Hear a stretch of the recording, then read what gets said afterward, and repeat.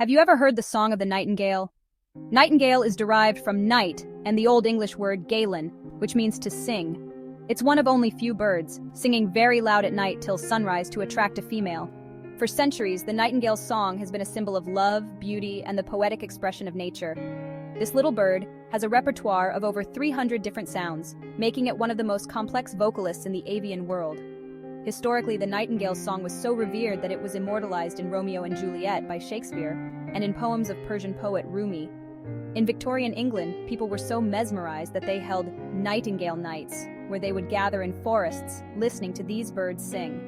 In 1924, the BBC broadcasted a live audio feed of a nightingale singing along a cello, one of the first ever live broadcasts in history.